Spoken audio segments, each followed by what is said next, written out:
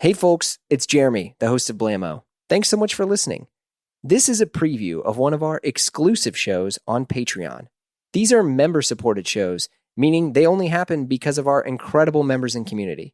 So check out a preview of the episode, and if you like it, consider joining us on Patreon at patreon.com/Blammo, where we have tons of exclusive Blammo episodes, shows, our amazing Slack group, and we're adding new things for members all the time.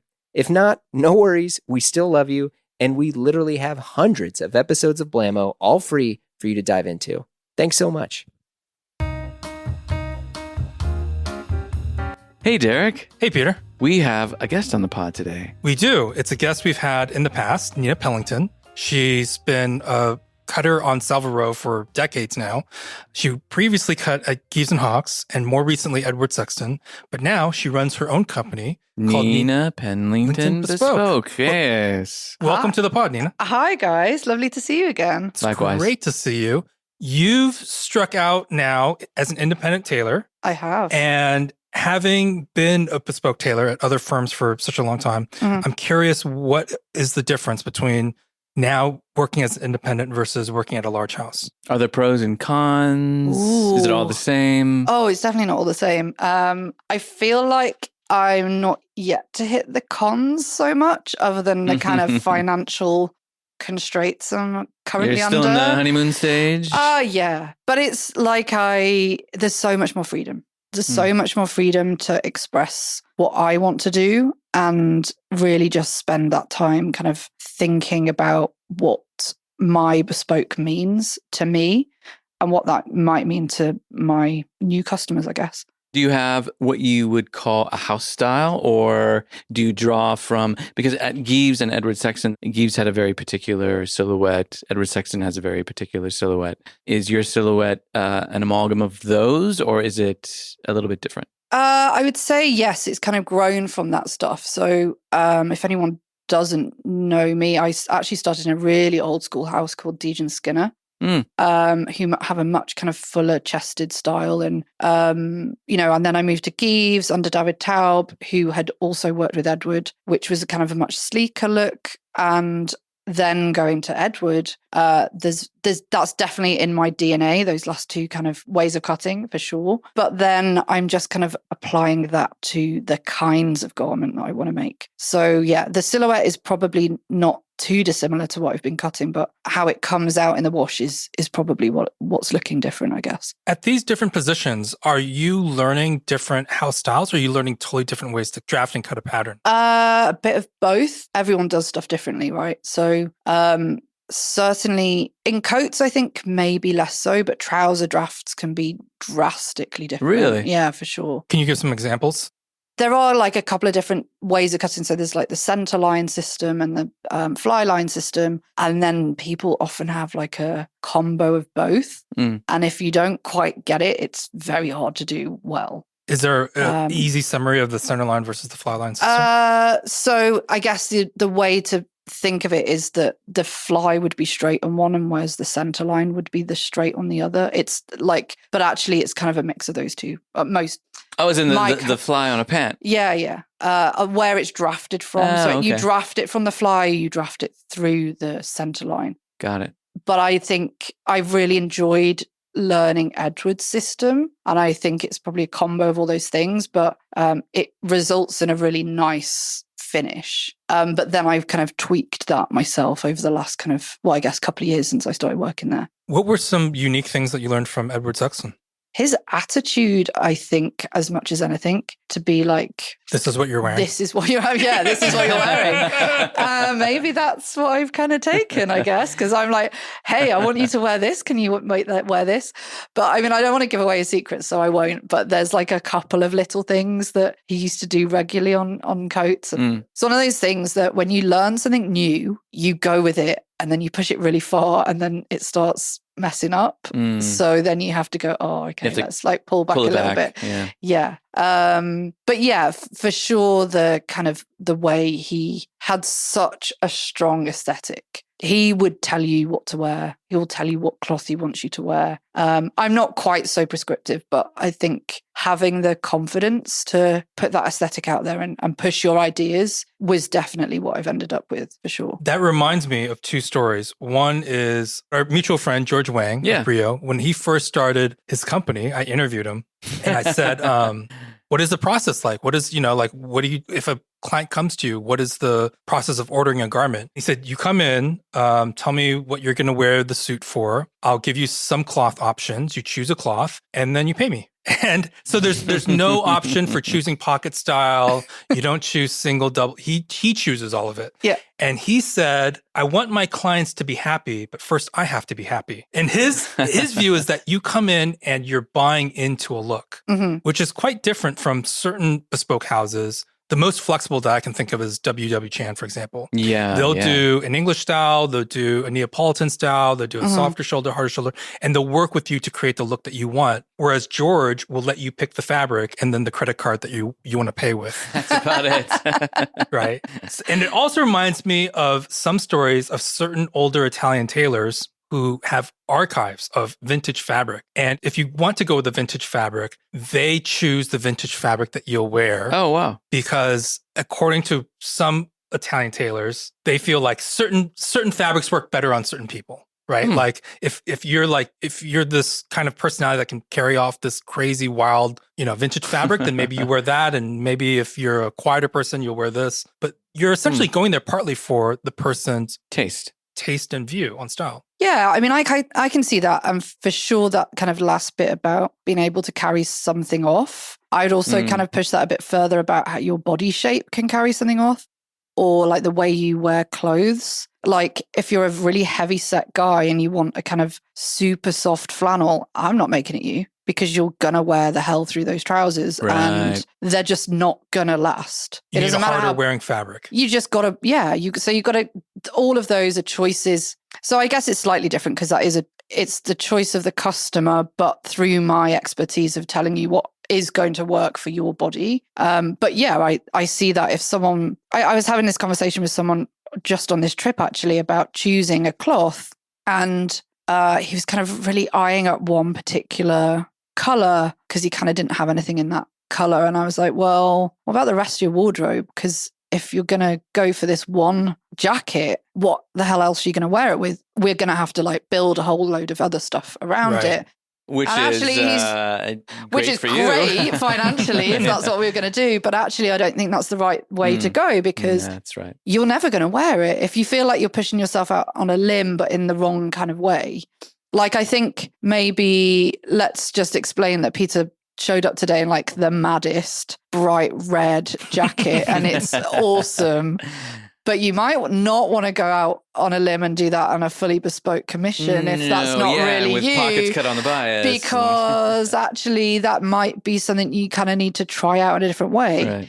I'm not saying that you can't be kind of bold and actually come into me, then you kind of possibly are a little bit already. But there's definitely, I feel like the cloth chooses you somehow. Like, does that make sense? Yeah, I find that to be incredibly useful. Sometimes I've gone to tailors. I mean, I've never worked with someone like this, but these tailors certainly exist where they'll let you put together anything. It's just like a menu that you can just pick off of. A la carte and just check this box. Yeah, and then you wind up with this like Frankenstein monster garment. I think that is the worst possible situation, because you as a customer neither have the experience of a tailor or a designer. Yeah. So you are just like putting random ingredients in, hoping that's going to taste good. And it's probably not going to look very good. Yeah. So I think it's very useful to, one, choose a tailor that has a house style, but also can guide your choices. To say that, well, maybe like if you want, a 2-button jacket, maybe these should be the pockets, and they're guiding you towards something that will be something that you'll love wearing and not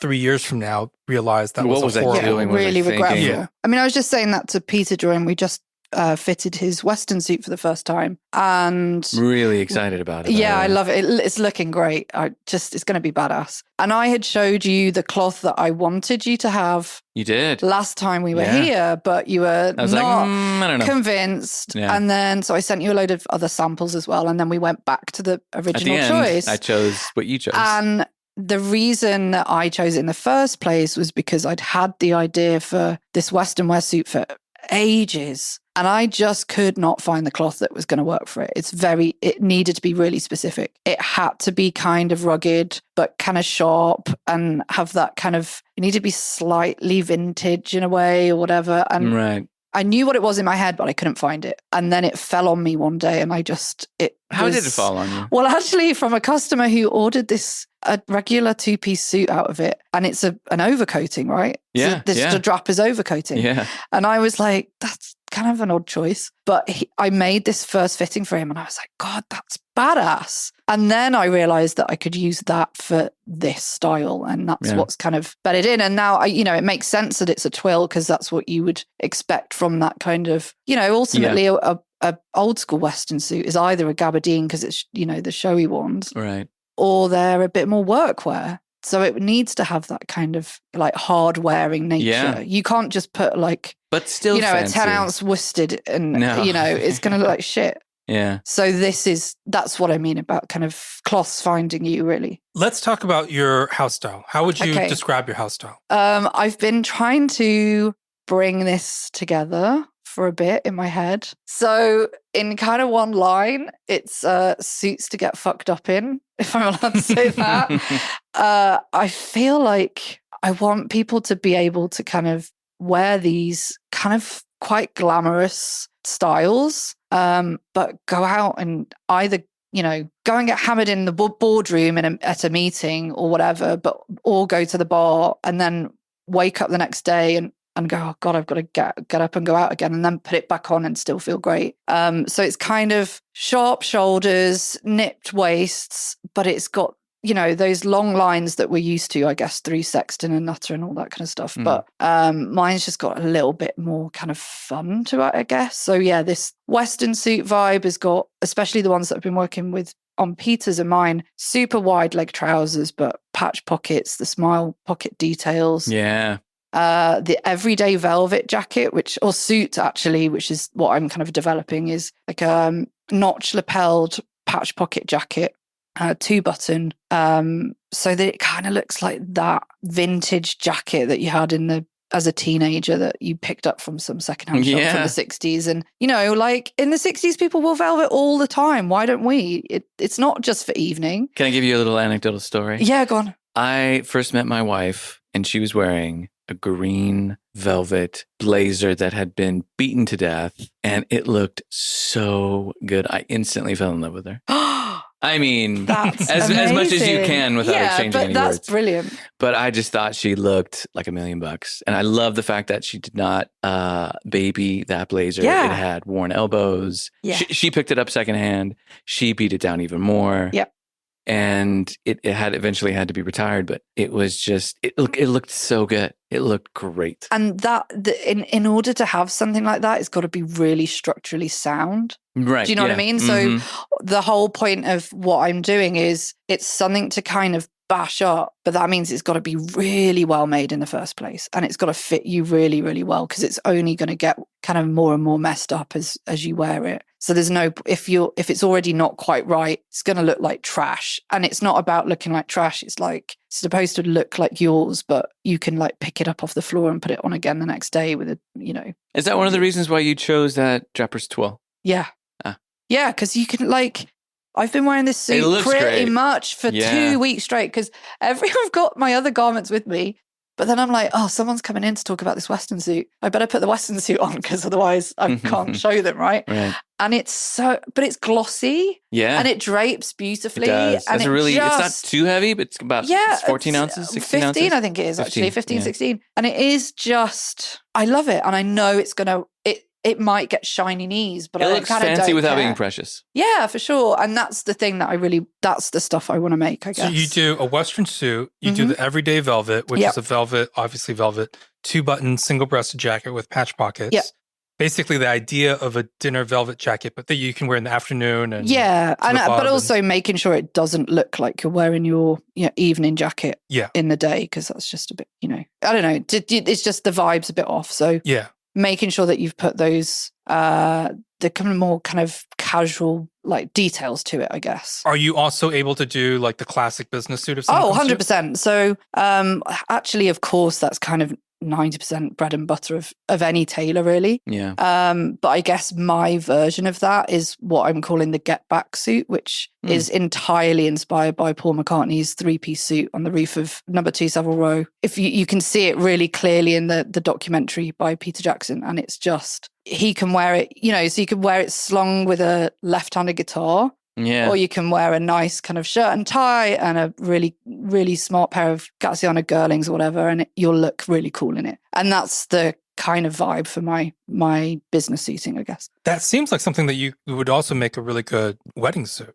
Oh, yeah, for sure. And that's the thing about that particular, the original idea is like this lovely dark midnight or dark navy. But ultimately it can be any color. But I think you're right. It's something that's super smart when you want it to be, but also you can just kind of sling it around or just wear the vest with a t-shirt underneath or whatever it is. What cloth would you choose for that? I'm really loving the Lumsgold and Bale. There's a flannel and then there's a twill in the same bunch. What is it about Lum's Golden Bale that makes it so special? Oh, well. That's the fabric that that's been in menswear lore. Yeah, that's like the connoisseur's fabric on Style Forum, and then the kind of like even connoisseurs London Lounge, like everybody's into Lum's Golden Bale. You know what's so funny, because obviously it's been around forever. And, historically it is that they choose like the best of the best from that kind of year's crop. And then that kind of, there's a small amount of it and that kind of goes to the Lums. But I've recently made my partner a pair of trousers in it and it just was a dream. And I know this sounds ridiculously stupid, but... No, as a tailor, you've seen many cloths. Feels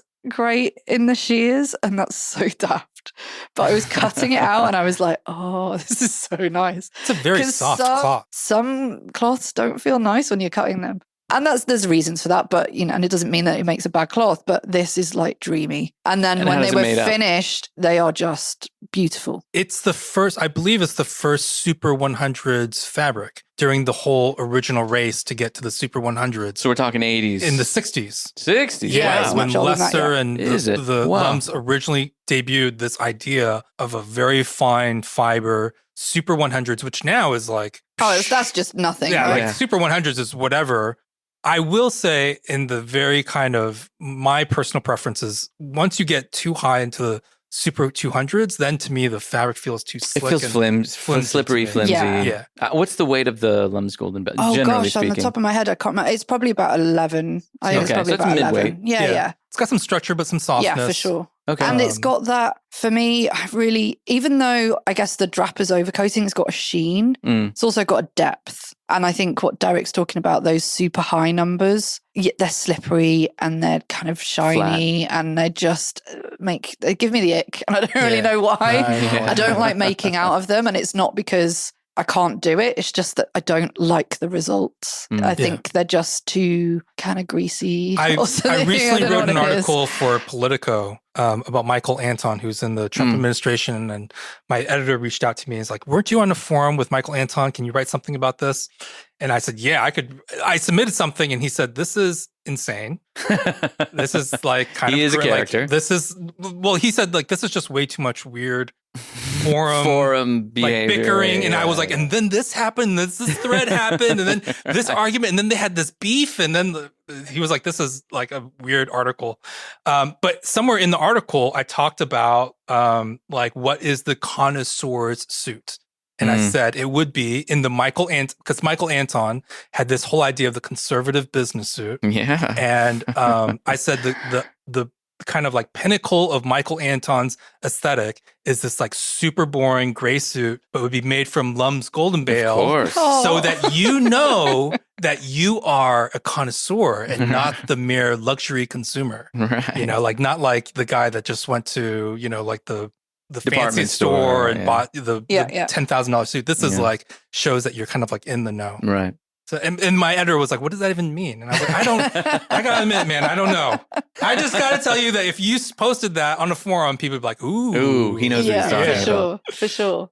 But that's where, like, I think it's finding the right cloth for the right job, right? And I just feel there's something about how that cloth drapes and hangs that is perfect for that particular thing. And that doesn't mean there aren't any others around, you know. You said flannel, or what was the other one? It's a twill. So a twill. Worsted twill, okay. yeah, which actually is really beautiful. And actually, for me, is the go-to. I think. Is it? Yeah, for sure. Let's talk about the research that went into you designing this Western suit.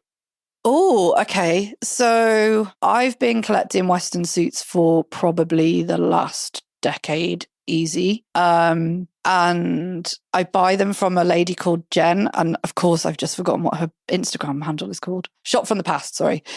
She's brilliant and she does drops of these things. But before that, I was buying stuff up.